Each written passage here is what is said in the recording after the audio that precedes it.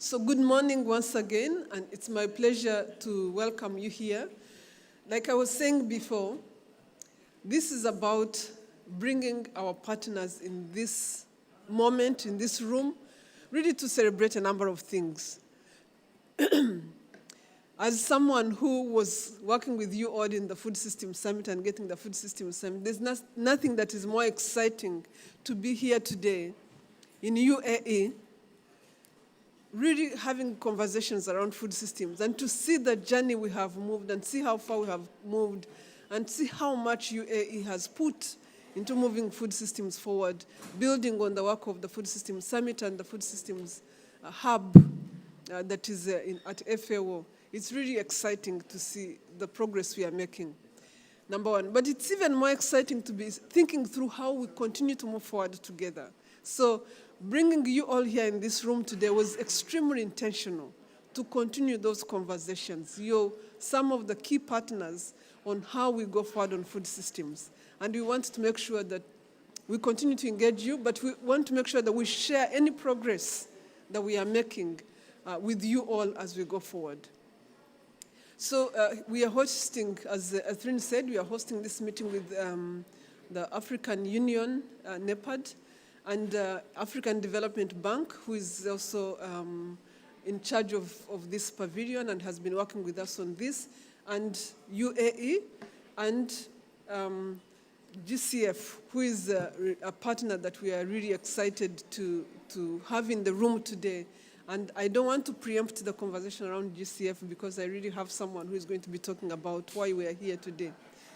But for now, I wanted to take a moment and invite Her Excellency, the CEO of NEPAD, the person who has been behind a lot of the efforts we've done in moving food systems forward. I told you, remember, if you've been in the food system conversation, remember what I told you.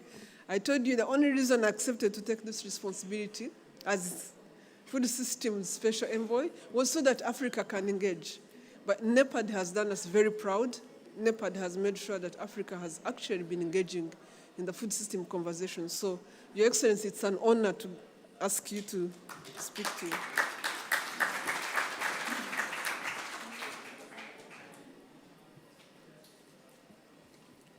Thank you, Agnes. Good morning, everybody, and I'm so sorry that we are late. But thank you very much, Agnes, for this introduction. You've been really the force behind all this. So we would like to salute you. Your Excellency, the former Prime Minister of Ethiopia, a good friend and who is the chairman of AGRA, Your Excellencies, in all your different capacities, the UAE representative who is here, the European Union, the GCF, thank you very much to have these ladies, powerful ladies, FAO, IFAD, and all partners that are here from the various bilateral and multilateral organizations. It's so wonderful to be here as responsible, but also as really committed and dedicated partners. Distinguished guests, esteemed partners, ladies and gentlemen, I'm honored to welcome you all to this high-level event dedicated to the crucial mission of leveraging investments for climate adaptation through food systems transformation in Africa, and privileged to share reflections on the pressing topic at hand that we have here and that we're discussing today. As we convene under the auspices of COP28, our focus is on the urgent call for accelerated action and higher ambition against the escalating climate crisis. At this esteemed gathering, we must address the current state of our continent's food system and address the immediate challenges of Africa with its diverse ecosystems and rich agricultural potential. That stands as a cornerstone in global food security. However, we face complex challenges such as rapid population growth. We know very well the climate change, the land degradation, and limited access to modern agricultural technologies that demand urgent and purposeful action. Today, we know very well that 256 million Africans, or 20% of the population, are undernourished. Of these, 239 million are in sub-Saharan Africa and 17 million in Northern Africa. The contribution of climate change to these statistics cannot be underestimated. Reflecting on the progress made over the past year, it's heartening to report commendable strides in implementing the comprehensive Africa Agriculture Development Program, the CADEP, and also the NAIP and the regional investment plans. This program has been instrumental in navigating challenges and laying the groundwork for sustainable and resilient food systems. The integration of climate adaptation into our nationally determined contribution, the NDCs, underscores our commitment as Africa to aligning climate goals with the development of robust and sustainable food systems.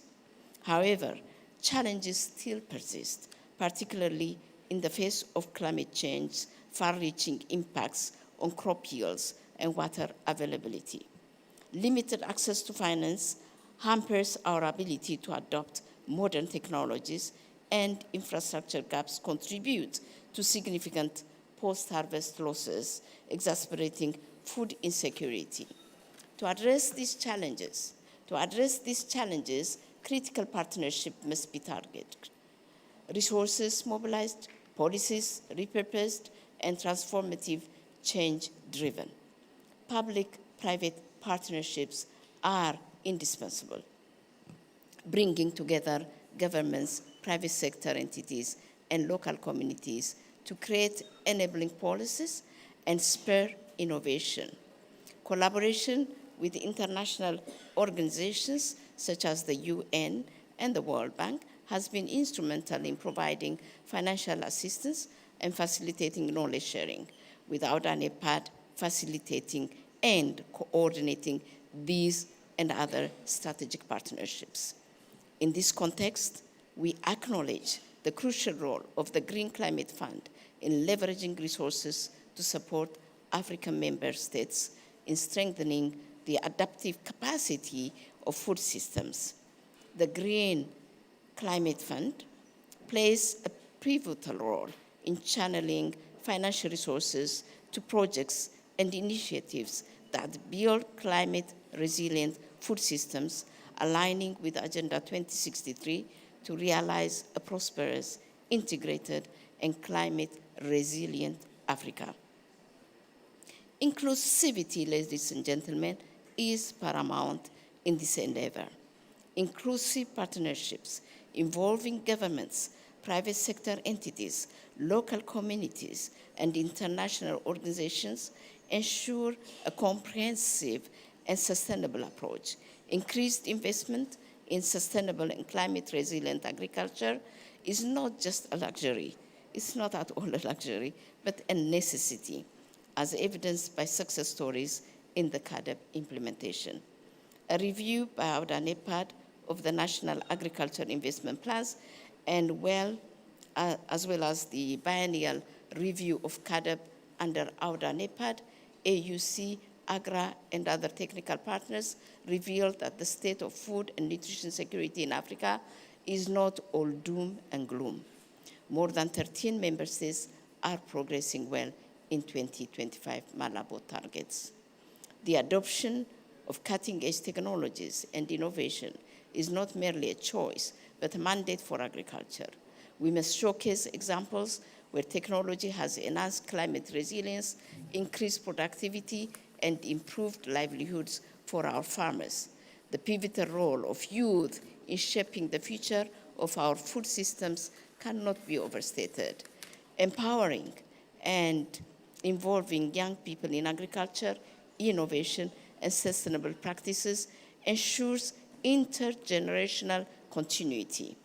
Good governance is the linchpin that will shape policies and frameworks supporting sustainable food systems. Effective governance through capable institutions ensures that resources are allocated efficiently, regulations are conducive to innovation and the benefits of transformation are equitably distributed. Your Excellencies, distinguished guests, and esteemed partners, I would like to emphasize 4 critical messages. One is unified commitment for climate-resilient food systems.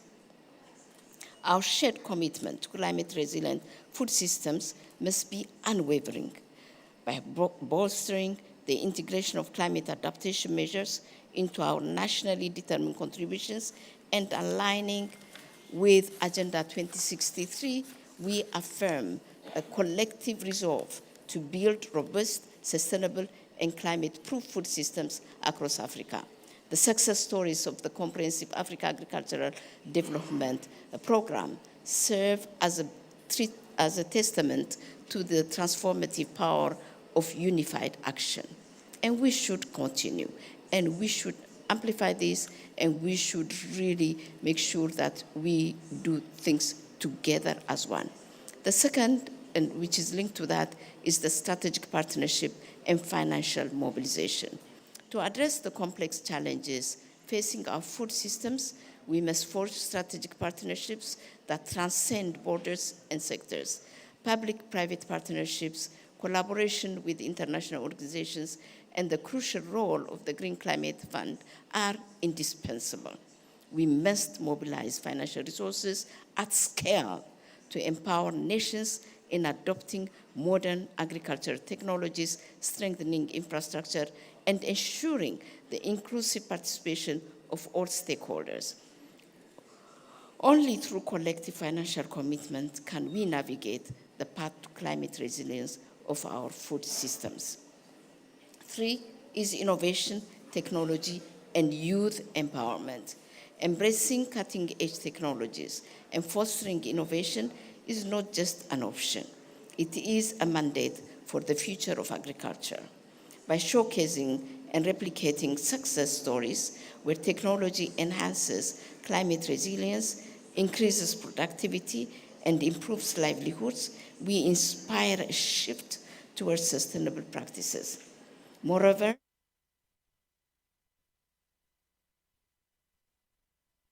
and sustainable practices ensures the intergenerational continuity of resilient food systems.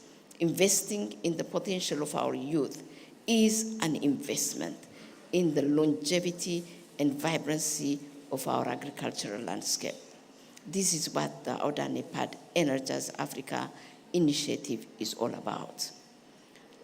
4 is robust institutions and policies. Effective governance stands as the linchpin that will shape policies and frameworks supporting sustainable food systems. It ensures efficient allocation of resources, creates regulatory environments conducive to innovation, and guarantees equitable distribution of the benefits of transformation.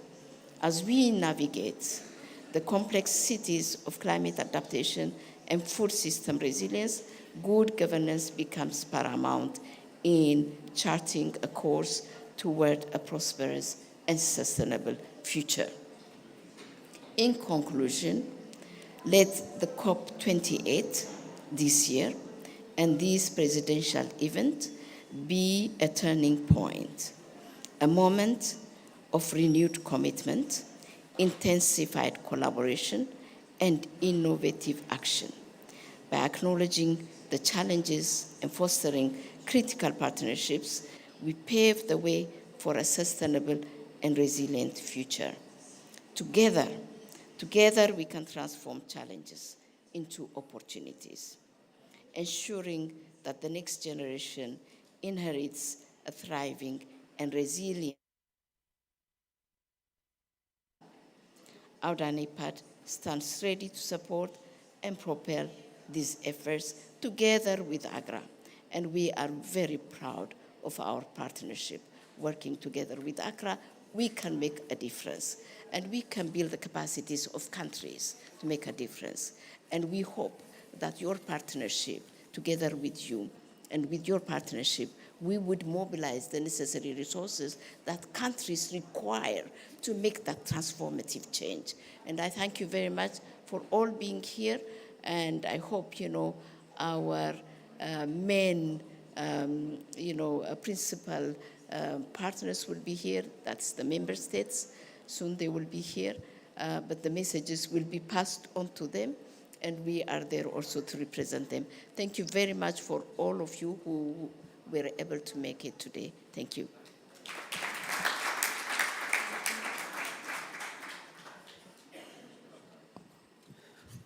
Thank you, Your Excellency. Thank you so much. I wanted to recognize the Minister of Energy and Rural Development. Mineral Development. Minister of Energy and Mineral Development, the government of Uganda. Thank you so much for joining us. Thank you. Now it's my pleasure to ask His Excellency Hari Mariam, the Chair of the Board of AGRA, to come and give his welcome and opening remarks.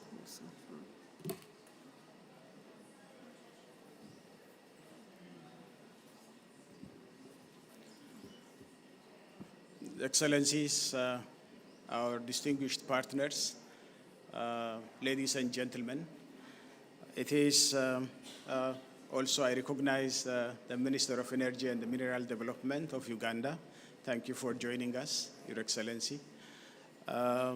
It is with great honor that I take this opportunity to join my sister and the CEO of African Union Development Agency, AUDA-NEPAD, to welcome you to this very critical session to identify solutions for challenges caused by climate to our food systems and investments thereof.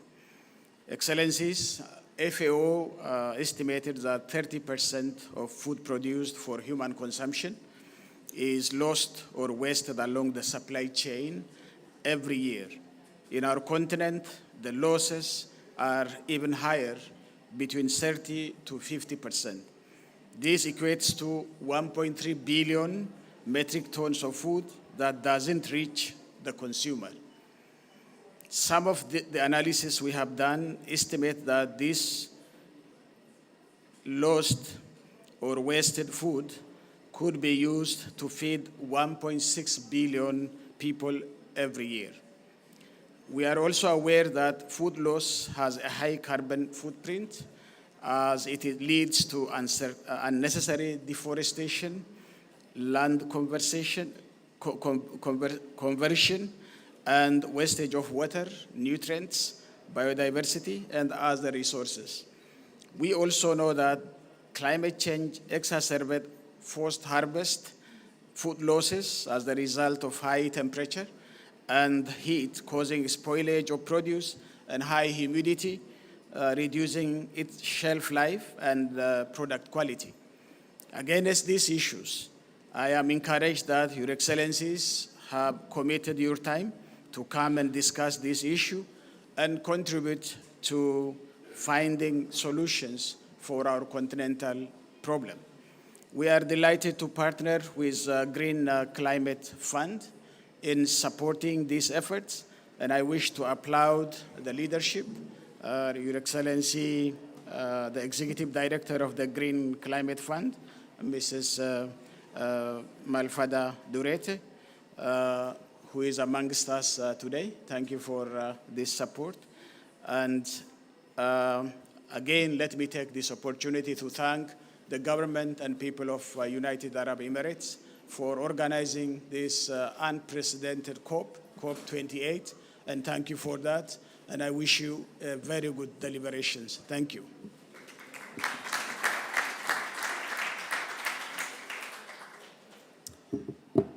Thank you, Chair. And I'm going to now pivot to partner statements. And I'm going to, again, looking at the time, ask us to be extremely brief.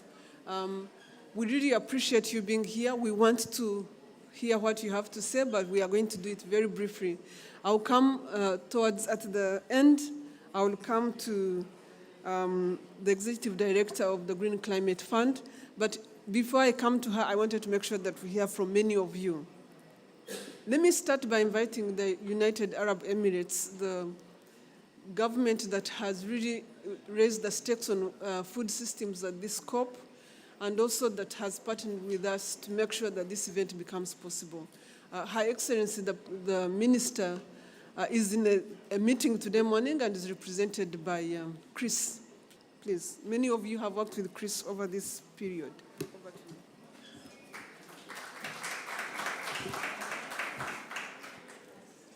Thank you, President Kalibata. Excellencies, ladies and gentlemen, colleagues, I will be brief.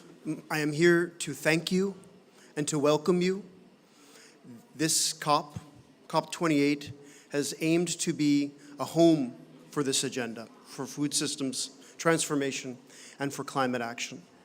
We have been working extremely closely, very intentionally with this community for the past 14 months to arrive at this exact moment today.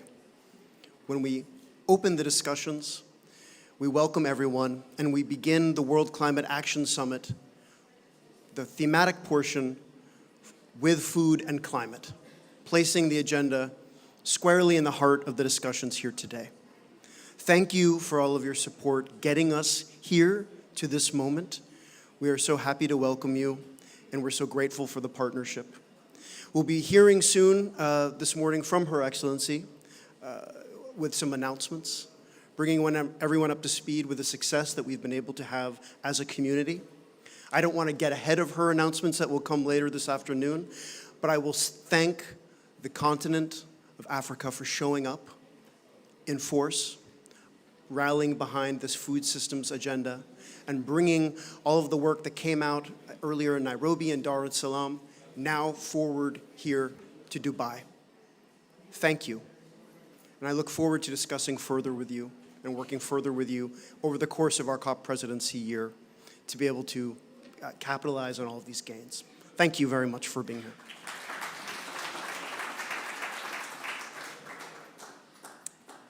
Okay, I'm going to change things around a little bit. Again, time is of essence here. So I'm going to ask Her Excellency, the Executive Director of the Green Climate Fund, to speak to us because she has another engagement to go to, and I appreciate that. So please, the floor is yours. Thank you.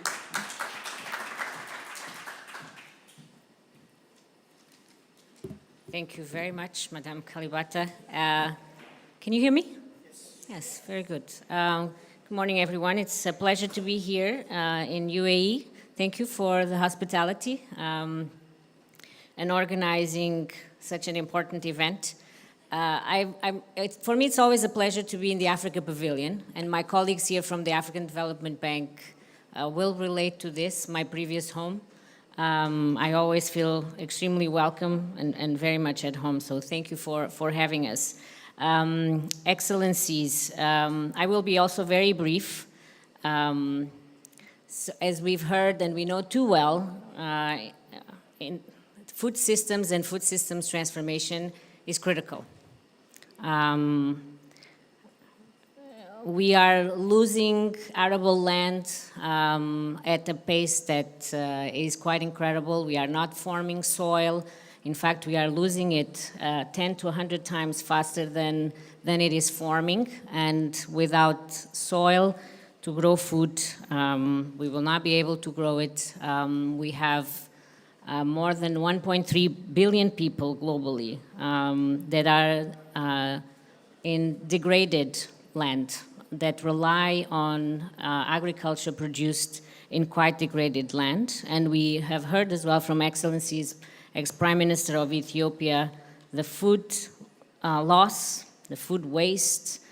So we actually have a system that is producing a lot of food, but the food is not reaching those that need it. In fact, I have heard in the past that we probably could feed everybody just with the food that we produce, but we lose it and we waste it. So it really calls on, and there's much more to say about the transformation of food systems, but I'm not going to continue to expand. Now, coming to Africa, one of the good news about Africa is that even in the face of the climate crisis, Africa actually has an immense and undeniable potential to ensure food security, not just for the continent, but actually to become a breadbasket of the world. So these are good news. And it's because of that I'm here, and I'm quite thrilled to announce that the Green Climate Fund is stepping up to help deliver on this opportunity and promise. In partnership with AGRA, we are actually preparing a new regional program that the clever people that engage in marketing and communications have called Regain. This would be an investment of 100 million, and GCF would provide 70% of these resources to improve African smallholders' access to technologies, make food loss reduction solutions more accessible and affordable, going back to the point that we've heard earlier this morning, and really supporting enabling environments for transitioning food systems. The first group of countries that stand to benefit from this program, which is, as I said, under development, will be Burkina Faso, Ethiopia, Kenya, Malawi, Tanzania, Uganda, and Zambia, that have already joined this initiative. And we will welcome more countries in subsequent phases. We have just recently approved $1 million of grant resources to support the development of the program. And this will allow the partners and the countries to develop the diagnostics that are necessary to carry out consultations. They are really critical, and ensure the alignment of the programs with the country priorities. And climate science, which is really important. It's also very good news because one of the things that we hear a lot in the COPs, and that's going to be part of my agenda, as I took over this role August 1st, and I have already presented my vision for the Green Climate Fund at the UN Climate Ambition Summit, one of the things that needs to happen is simplification of access to resources, agility and simplification of access. So there's a lot to do. But the good news with this program is that we are actually going to pilot it through a new, much more streamlined access to finance.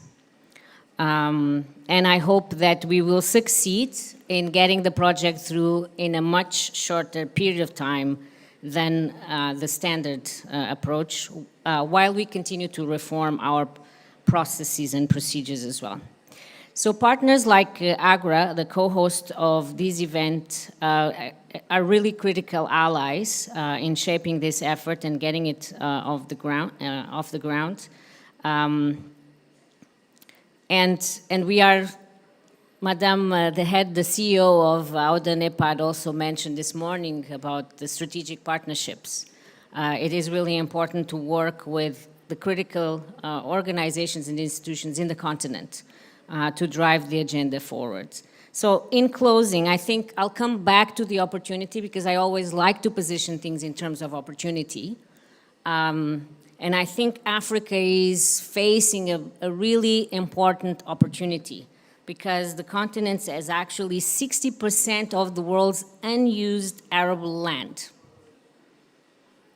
And has the potential to actually accelerate agricultural productivity by up to 2-3 times. And can, it's within its reach to actually create a food market that is worth $1 trillion before 2030. So this is great news, and I come full circle in terms of the opportunity because the continent is facing this dual challenge of escalating food and nutrition insecurity, which is impacting nearly 300 million people, and this intensifying effects of the climate crisis, as we know too well, and we will continue to see more of it. And we don't have to talk about just the devastating impact of, for example, Cyclone Freddy, and how it impacted Africa's harvest. So this is why these initiatives are so important. This is why the strategic partnerships with the organizations in the continent are so important. And this is why this program, Regain, it's also so important. Let us work together in fast-tracking it and making sure that we get it off the ground as quickly as possible, and we really start this agenda that we hope is just the beginning of a much stronger and ongoing partnership for transforming food systems in Africa. Thank you very much.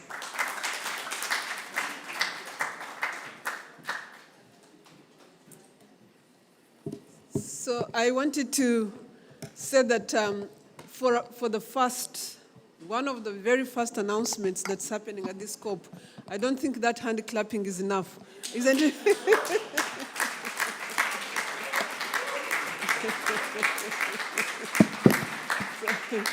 Thank you so much. So I had the commitment, but I also had the strengthening of resilience, which is extremely important. And again, recognizing time and time constraints, I'm just going straight ahead. Thank you so much for being here. I'm going to go straight and ask partners to come forward and give their brief statements.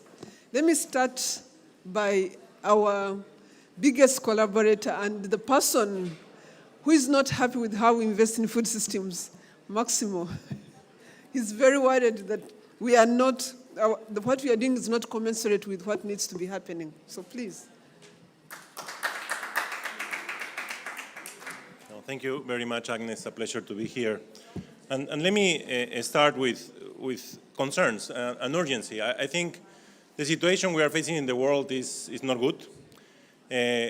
Africa was doing pretty well, but something happened, and we start to increase numbers of hunger in Africa substantially, and we need to change that. That's not acceptable. That's something that we need to immediately change.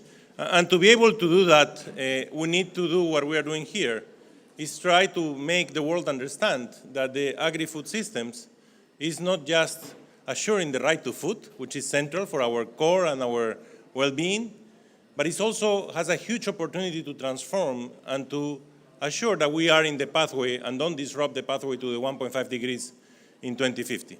So it's central that we understand that. There is a huge opportunity in the agri-food system to do that. And therefore, we need to change the financing to the agri-food system and the climate financing to the agri-food system. Today, we only receive 4% of the climate financing in the agri-food system, and that needs to change substantially. It needs to change because it's the sector that will create the difference. It's the sector that can substantially, through the just transition pathway, increase efficiencies. As we have heard today, we have unacceptable inefficiencies in how we lose and waste food today. But nobody talks about the numbers and how we measure this. And it's essential that we measure why we're losing such amount in losses, which goes up to the wholesale included, and in waste from retail to the consumer. In the losses part, we just launched an app called the FLAP, Food Loss App, which anybody can crowdsource information from the farmers app so that we can understand where the hotspots of losses are and find solutions to those. So that's one way we can increase efficiency. On the consumer side, behavioral change and some changes in regulation will help us to reduce waste.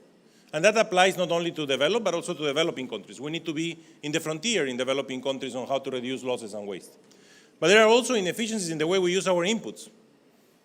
We are not using our fertilizers properly.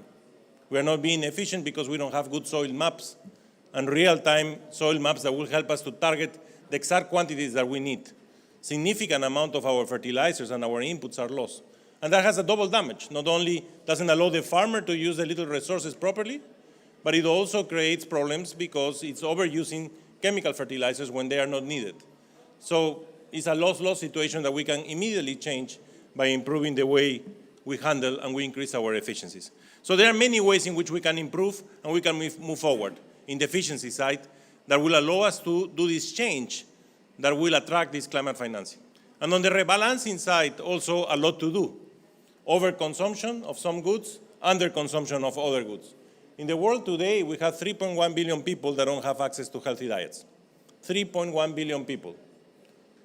Yes, we have enough cereals in the world, if they are distributed properly, to satisfy our calorie intake. But we don't have enough food in the world to assure access to healthy diets. And that means diversity of diets. Enough proteins for the countries that are under-consumed, and convincing the countries that are over-consuming to reduce the amount that they consume through proper mechanisms of information and regulation, because when you consume in excess, you could have health issues and non-communicable diseases. So this rebalancing part will be central. We have to rebalance the way we use our natural resources. The use of water, for example. Water is in a huge stress, and that will be one of the major sources of conflict in the future if we don't take care of it. So governance on water, better use of water, efficiency in the way we use water will be always benefit for all. So very simple, I think in this just transition process, increase efficiencies, rebalancing, and understanding that this sector is a sector that can make the difference is where we need to attract the financing. And the financing can come through different sources. First, we can use better the public resources that we have, and that's the whole agenda of repurposing of agricultural support. It's not enough, we have to spend more in agriculture, but we also need to use the resources we have in a more efficient way. Second, we need to use better the money coming from the IFIs, the international financial organizations. And we need to create a convergence and have clear actions in different domains that are needed and try to attract that convergence so that we don't duplicate efforts. And we stop using money for subsidies that end in creating problems and distortions. So we need to find ways to activate a clear mechanism, a clear roadmap that will allow us to converge in that sense. But we also need to attract the private sector. Private sector will have to play a crucial role, and they need to be aligned in this pathway of transformation. It's very important that we provide the proper signals to attract the private sector. And it's not only de-risking through financial resources, it's also de-risking through information. And climate financing has to play a crucial role. So Agnes, I wish you a great meeting, and really we need to start thinking differently. Agriculture assures the right to food. That's central. If not, we can have a planet but no people inside. So we need to assure the right to food, but it can also be used for assuring that we comply with the 1.5 degrees. So what we need is good food for today and for tomorrow. Thank you.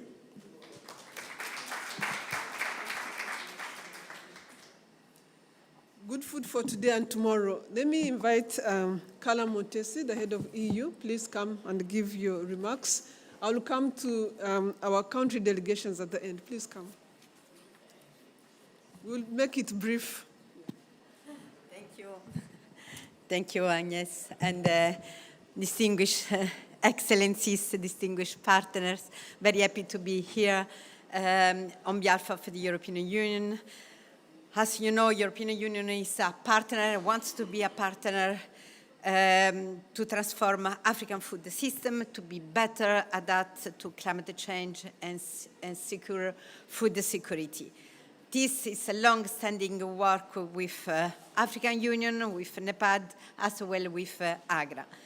Later today, as was mentioned by the presidency, we'll join many countries and institutions on supporting the Declaration on Sustainable Agricultural Resilience Food System and the Climate Action that the Emirate Presidency has put forward. And allow me to say that it's a long due that we fully integrate food system and the climate agenda. Of course, as you know, with the European Green Deal, our climate strategy, we have placed the transformation of food system at the center of our climate strategy. And of course, we want to work in the same direction with all our partners in boosting sustainable food production. He just said good production, I will say the right to production and to sustainable production, building effective and value chain, improving food security, and of course, focusing on water availability and the soil degradation with the right instrument that will be essential. Just allow me to remind, because you focus in your intervention about the climate finance, the European Union, its member states, continue to be the largest provider of public climate finance globally, with more than 28 billion per year. And of course, part of these funds will be dedicated also to sustainable food system under the Global Gateway, that it's the European Union Global Sustainable Investment Package, and that we have also with Africa. We have also included the Africa Food System Investment Package to work using public and the private sector to really support the agricultural sector and the food production. Many, many thanks. Very happy to work with all you around this COP on this key topic. Many thanks. Please, again, if the Green Climate Fund wouldn't be possible without the support of the European Union countries, can you please recognize that? Thank you so much. I'm going to ask IFAD to come and give a brief two-minute remark. Thank you very much, Agnes, and Your Excellencies, ladies and gentlemen, and friends. Great to be here today, and I have to say that at IFAD we've been so pleased to see that the conversations on food systems and climate are meeting, and that's absolutely essential for both sides to succeed. At IFAD, we look at food systems quite practically. For us, it really is about how we manage the complexities between produce more and better food, but also that people who are involved in that process make a proper living, and that we do that environmentally sustainably and climate smartly. So there's a lot of opportunity in that, as other speakers already have mentioned, but on the other hand, if the systems don't adapt to climate change and we don't build resilience, we can't succeed. So therefore, that's why it is so important. What I would like to pay attention to is really the first mile of our food systems. That's the smallholders, the small producers. And they are the ones who are hit hardest by climate change. And on the other hand, they produce 70% of the food that is consumed in Africa. And they also, on the other hand, tend to be the majority of the poorest and often food insecure themselves. So it's really critical to see how we can help these people, these communities adapt and become resilient. Maximo just mentioned how small a share of climate finance goes to agri-food systems overall, but even a smaller share goes to smallholders. Under 1% of climate finance reaches the smallholders. And that's really, that's a shame. So we need to change that. So what IFAD is doing, we're currently mobilizing resources for our next funding cycle. We hope to finalize that in the next couple of months. We are looking to mobilize 10 billion US dollars to work with or help change the life of over 100 million rural people for the better. What our role is really to also channel that climate fund, those climate funds to these communities and these people. One thing that we also are trying to crack is how do we leverage and mobilize private sector resources for adaptation for the food systems. And that's hard to do, but we're working hard on that. And one solution that we've come up with will be launched tomorrow at the Agri-Food Pavilion, so welcome all to that. It's an initiative called ARCAFIM, where we are working with partners, and we've heard a lot about partnership today and can't emphasize that enough.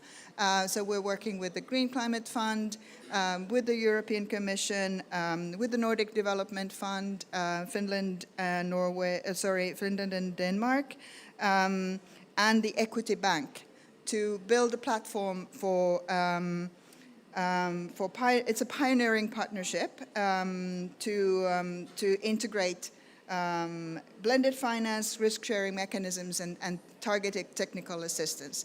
We've mobilized around 200 million so far, we look at this not only as an individual project, but really a business model to show that it can be done. And we look forward to using it in other markets going forward. So welcome to that launch tomorrow.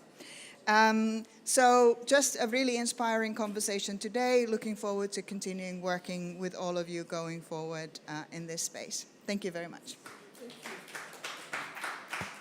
Thank you so much, and I apologize for hoovering, but time is becoming of essence here. Now, IFAD has just spoken, and I'm going to say IFAD spoke on behalf of multilateral institutions. So I'm going to call the private sector. Jay, I'm going to call on you to come and speak on behalf of private sector. Then I'm going to call a farmer before I come to our governments to say something as we wind this meeting down. Thank you, Agnes, Your Excellencies and friends who we've been seeing for a long time. From the private sector, UPL has been involved in various aspects in Africa for a while. After a lot of consideration and thinking, we believe the center of food security, agriculture sustainability is we need to focus on farmer resilience. Because we talked a lot about food waste, a lot about technology, about increasing productivity of agriculture. We talked about the 3x potential increase in food productivity. All this revolves around farmer resilience. And a resilient farmer who can pay his bills will adopt new technology. A farmer who has income will listen when there is better technology to reduce fertilizer or use soil mapping or any kind of technology. So I think if we can focus on farmer resilience, that will drive adoption of innovation, adoption of climate smart technologies. At UPL, we are working with hybrid seeds in Zambia, in Tanzania, in the rice belt in West Africa, really training farmers to increase their per acre productivity dramatically. And one of the biggest challenges is value chain and the food system to offtake. The minute farmers produce more, he earns less because of the value chain investments. And so I just want to emphasize that a resilient farmer will do all the above. He will invest in storage, he will invest in better technology, better productivity. And at UPL, we are committed to really making farmers much more resilient, and that will automatically bring financial inclusion, because I believe that the financial system don't want to finance a weak farmer. And a resilient farmer can have financial inclusion, which will drive this whole big transformation. So thank you very much. Thank you, Jay. Let me ask now, let me invite Manasseh from the World Farm Organization. Please, 2 minutes, just like everybody else.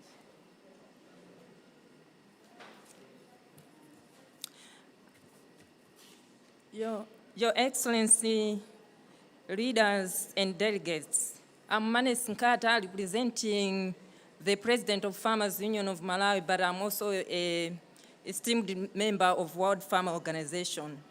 My journey as a young female farmer has been defined unwavering dedication to both cultivation and processing. Beyond confines, it defines that my passion, agriculture, is the only transformative and passion to impact communities and economies and environment. Today, we stand as the judicial facing an undeniable reality that farmers across the globe are confronting the formidable challenge, both and challenges for climate change. Our land bears the scar and increased vulnerable droughts for erratic rains to havoc on our communities. While it is so important, disheartening to observe the equal distribution of climate change burden, with industrialization nations often better equipped than the low and middle-income counterparts, including much of Africa. We, resilient farmers, remain undertapped and addressing the challenges emanating from climate change, despite our resilience being scratched to its limits. Many of us grapple with insufficient financial and technical resources for effective climate change and mitigation. Yes, within the stark reality lies the opportunity for transformation change. Yet within there lies the opportunity of transformation change. We have plenty of examples which demonstrate that appropriate policy and financial and technical support farmers can face the climate change impact head-on, and they are capable for being the bigger part of the solution. As a representative of the farming constituency, we welcome the establishment of the Loss and Damage and GCF Fund, recognizing its potential significantly supports the farmers in adapting the impact of climate change. However, we express our concerns regarding the sluggish disbursement of these funds and the absence of the clear mechanism for the most vulnerable farmers access them.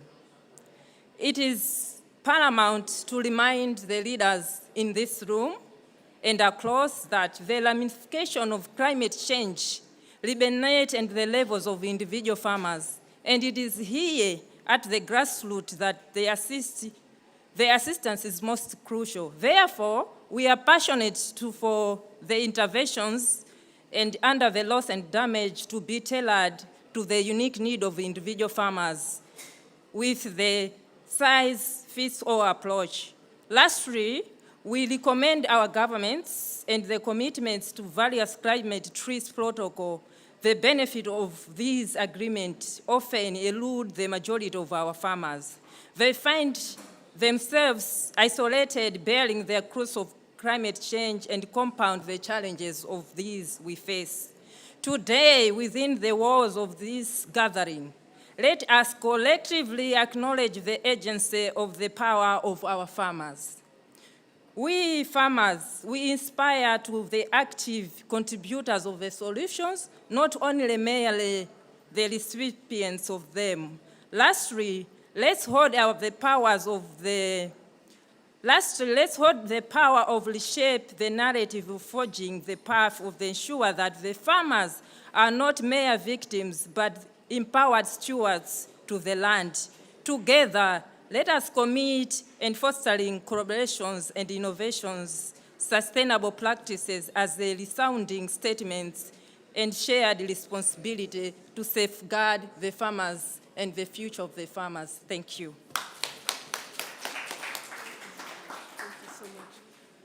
Thank you so much. That was incredible. Let me now use this opportunity to provide a moment for us to hear from the governments that we will be working with. We now have the government of Uganda here, and Your Excellency, I wanted to give you a moment to speak to this audience, 1 or 2 minutes, to tell us your views of what you've heard. Thank you very much, my sister. Nice seeing you again. Distinguished guests, ladies and gentlemen, good morning to you all. I'm excited to speak to you this morning after hearing the greatest news I've been yearning for ever since I started participating in COPs.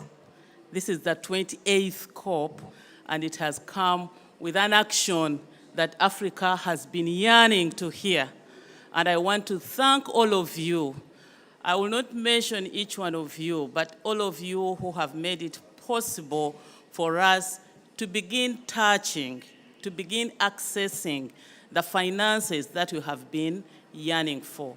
I've also heard from one of the speakers about the system of accessing these funds. And it is going to be a smooth, well-streamlined system, and that the funds are going to be affordable. On behalf of the government of Uganda, I'd like to inform you that we've been emphasizing the issue of production and productivity on the side of agriculture, because Uganda has been lucky, and we call ourselves the Pearl of Africa, and we have the potential to feed the region and to feed Africa, but we have started experiencing changes in the systems. Why?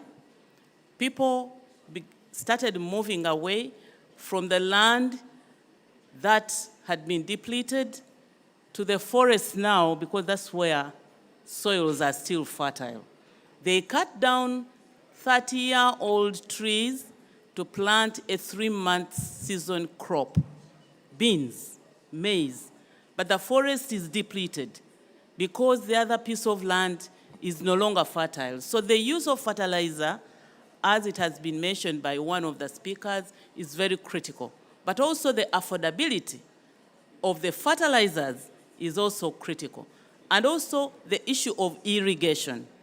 You have to use irrigation if you were to see production and productivity. So I'm very, very grateful for the opportunity, and I'm really speaking on behalf of the government of Uganda. We have put all the required regulations and laws in place. This is what we have been yearning for, and I hope that it will continue, because definitely it is a drop in the ocean, but we appreciate it. Thank you so much. May God bless you all. Thank you so much, Honorable Minister. I just wanted to make sure that some of our partners that are in the room also have a chance to say something, and I'm going to call on you, IDH, to come and say something quickly. We will continue waiting with us. We're waiting for His Excellency, the President of Zambia. He's coming, so please don't give up. But in the meantime, let's keep going. Yep. Please go ahead. Thank you, Agnes, and good morning, everyone. Excellencies, all protocol observed. My name is Daan Wensing. I'm the Chief Executive of IDH. We partner with many of you, and we're very proud to do so. And it's amazing to start COP and see the integration of the climate and the food agenda. I know that Agnes and I met in Glasgow at COP26, where we shared the frustration that after the food summit, there was no mentioning of food at the climate COP. And luckily now, 2 years later, that is actually changing. And indeed, with the Green Climate Food Fund, you know, there's now funds available. The European Union and its members are stepping up. IFAD, great to hear how that's changing. And I think that is really critical. And I echo what has been said before, and I want to emphasize my intervention more on the role of the SMEs. If we look at the food system across the African continent, then the SMEs are really a crucial point. They are actually the ones that work with the farmers. They convert the raw material into the products that then goes to the cities and goes externally. And I think if we talk about the investment agenda of the food system and the transformation thereof, I think we should really have a clear watch out for the SMEs. How can we support them? How can we professionalize them so that they actually create the enabling environment for farmers to prosper? And indeed, not, you know, to just be the recipients, but really to prosper, to have a future, and to really make farming, again, a very attractive business. So that interaction between smallholders and SMEs is critically important. And from IDH perspective, we also manage an investment fund called the Farm Fit Fund, which is a fund, a blended fund with public and private finance, exactly meant to invest in food systems around the world, and particularly also in SMEs as that service provider and off-taker of smallholder farmers. So we stand ready to partner with all of you to leverage our strengths collectively and keep driving this agenda, and let this COP only be the beginning of a much bigger movement, and that in the COPs to come we can not only have the announcements, but we can also talk about the results and the real transformation happening. Thank you very much. Good morning. My name is Etambuyu Ganderson. I'm the Permanent Secretary for Foreign Affairs for the Government of the Republic of Zambia. On behalf of my President, President Hakainde Hichilema, I do apologize that he's not here, but this is a priority for him. He wanted to be here, but because of practical logistics, he's still taking the family photo with his peers, and that's taking a bit of time. I'm sure you understand. But I just want to say thank you very much to all the partners for supporting us, for supporting our country, especially in terms of food security. So thank you very much.